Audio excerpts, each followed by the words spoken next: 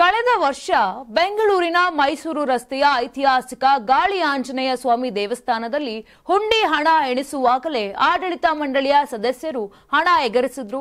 ಈ ದೃಶ್ಯ ಸಿಸಿ ಕ್ಯಾಮೆರಾದಲ್ಲಿ ಕೂಡ ಸರಿಯಾಗಿತ್ತು. ನಂತರ ಈ ಘಟನೆಯ ಬಗ್ಗೆ ವರದಿ ನೀಡುವಂತೆ ರಾಜ್ಯ ಸರ್ಕಾರ ಮುಜರಾಯಿ ಇಲಾಖೆಗೆ ಸೂಚನೆ ಕೂಡ ನೀಡಿತ್ತು.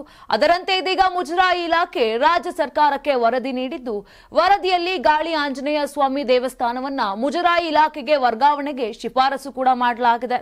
ಇನ್ನು ಗಾಳಿ ಆಂಜನೇಯ ಸ್ವಾಮಿ ದೇವಾಲಯಕ್ಕೆ ಲಕ್ಷಾಂತರ ರೂಪಾಯಿ ಆದಾಯ ಬರ್ತಿದೆ. ಆದರೂ ಕೂಡ ಟ್ರಸ್ಟ್ನ ಪದಾಧಿಕಾರಿ ಹೊಂದಾಣಿಕೆ ಇಲ್ಲದೆ ಇರುವುದು ಹಾಗೂ ದೇವಾಲಯಕ್ಕೆ ಲಕ್ಷಾಂತರ ರೂಪಾಯಿ ಆದಾಯ ಬರ್ತಿದ್ದು ಪ್ರತಿ ವರ್ಷ ಉಳಿತಾಯವಿಲ್ಲದೆ ವೆಚ್ಚ ಮಾಡಲಾಗ್ತಿತ್ತು. ಇದರಿಂದ ದೇವಸ್ಥಾನದ ಹಣವು ದುರುಪಯೋಗವಾಗ್ತಿರೋದು ಸ್ಪಷ್ಟವಾಗಿ ಕಂಡುಬಂದಿತ್ತು.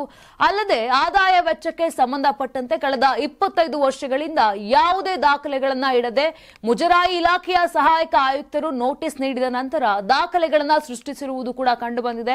ಇನ್ನು ದೇವಾಲಯದ ಸಿಬ್ಬಂದಿಗಳು ಹುಂಡಿ ಹಣ ಕದ್ದಿರುವ ಬಗ್ಗೆ ಸಾಮಾಜಿಕ ಮಾಧ್ಯಮಗಳಲ್ಲಿ ಹರಿದಾಡಿದ ವಿಡಿಯೋ ಭಕ್ತಾದಿಗಳ ಧಾರ್ಮಿಕ ಭಾವನೆಗಳಿಗೆ ಕುಂದು ಉಂಟು ಮಾಡಲಾಗಿರುತ್ತದೆ.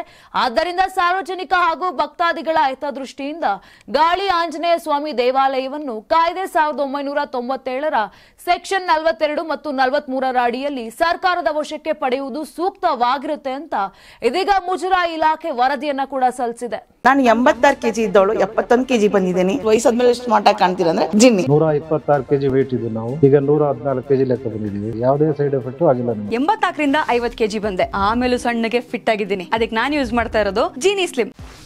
84ರಿಂದ 50 ಕೆಜಿ ಬಂದೆ. ಆಮೇಲೆ ಸಣ್ಣಗೆ ಫಿಟ್ ಆಗಿದ್ದೀನಿ. ಅದಕ್ಕೆ ನಾನು ಯೂಸ್ ಮಾಡ್ತಾ ಇರೋದು ಜೀನಿ ಸ್ಲಿಮ್. ಸಣ್ಣ ಆಗಕ್ಕೆ ಜೀನಿ ಸ್ಲಿಮ್ ಯೂಸ್ ಮಾಡದೆ ಹೆಲ್ದಿನೂ ಅದೇ. ನೀವು ಸಣ್ಣ ಆಗ್ಬೇಕಾ, ಹೆಲ್ದಿ ಆಗ್ಬೇಕಾ? ಹಾಗಿದ್ರೆ ಜೀನಿ ಸ್ಲಿಮ್ ಯೂಸ್ ಮಾಡಿ. ಸಣ್ಣ ಆಗೋದಕ್ಕೆ ಯಾವುದೋ ಪ್ರಾಡಕ್ಟ್ ಹೇಳ್ತಾ ಇದ್ದಾಳೆ, ಏನಾದರೂ ಸೈಡ್ ಎಫೆಕ್ಟ್ಸ್ ಇದೆ ಅಂತ ಯೋಚನೆ ಮಾಡ್ತಾ ಇದ್ದೀರಾ?